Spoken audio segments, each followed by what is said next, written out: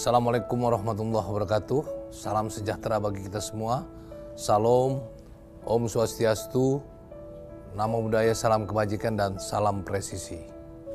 Kepada seluruh masyarakat Indonesia, pada hari ini Jumat 21 Juli 2023, saya selaku Karopenmas Diphumas Polri akan menyampaikan beberapa informasi.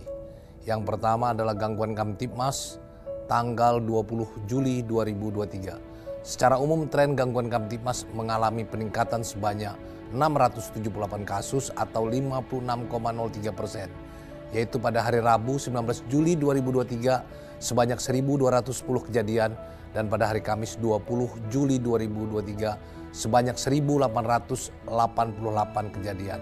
Apabila dilihat dari data tren jenis kejahatan yang menjadi catatan kepolisian, ada 5 kasus kejahatan yang jumlah kejadiannya tertinggi, antara lain pencurian dengan pemberatan atau curat sebanyak 204 kasus, narkotika sebanyak 124 kasus, curanmor sebanyak 69 kasus, judi sebanyak 11 kasus, dan pencurian dengan kekerasan atau curas sebanyak 21 kasus.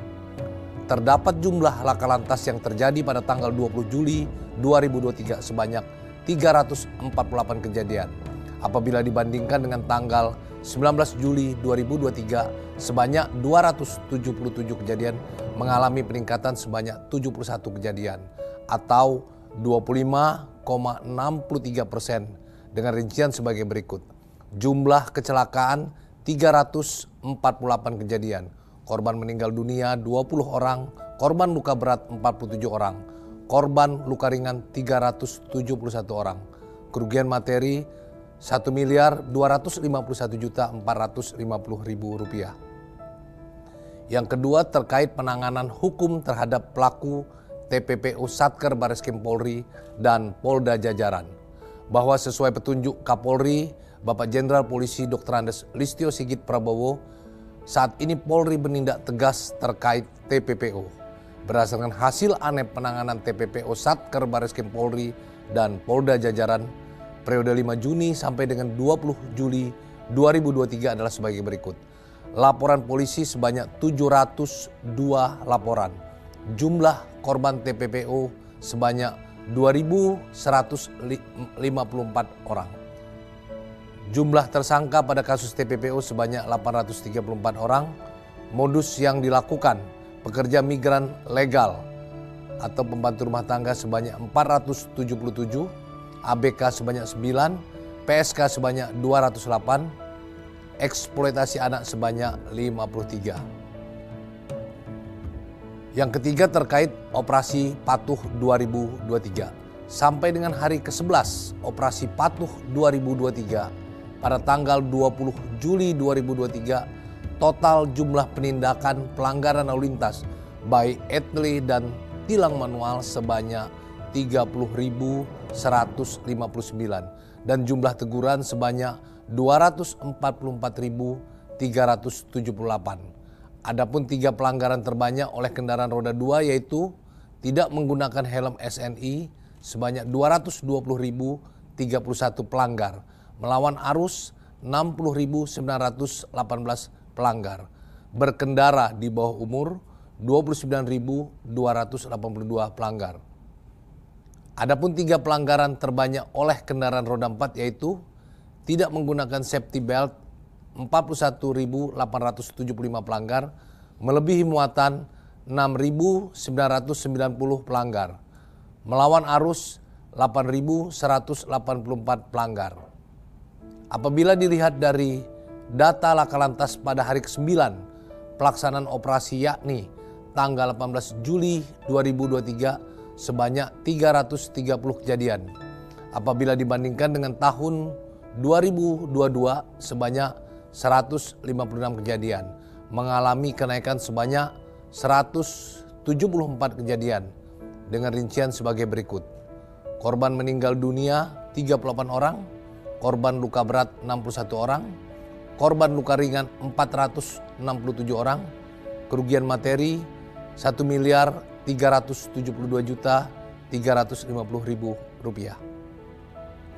Adapun jumlah laka lantas berdasarkan jenis kendaraan bermotor yaitu 442 sepeda motor, 13 mobil penumpang, 56 bus, 58 mobil barang, 11 kendaraan tidak bermotor. Kemudian update yang keempat terkait kasus penipuan Net 89. Bahwa Polri telah melakukan penyitaan terhadap barang bukti dari hasil kejahatan sebesar kurang lebih 2 triliun yang berada di beberapa kota, diantaranya Jakarta, Bali, Riau, Surabaya, Batam, dan Bandung. Hingga saat ini penyidik masih melakukan penelusuran aset lain terkait kasus penipuan tersebut. Adapun 2 orang tersangka utama, owner Net 89 PT SMI yang bernama Saudara AA dan Saudara LSH yang sudah berstatus DPO dan sudah menjadi subjek Interpol Red Notice.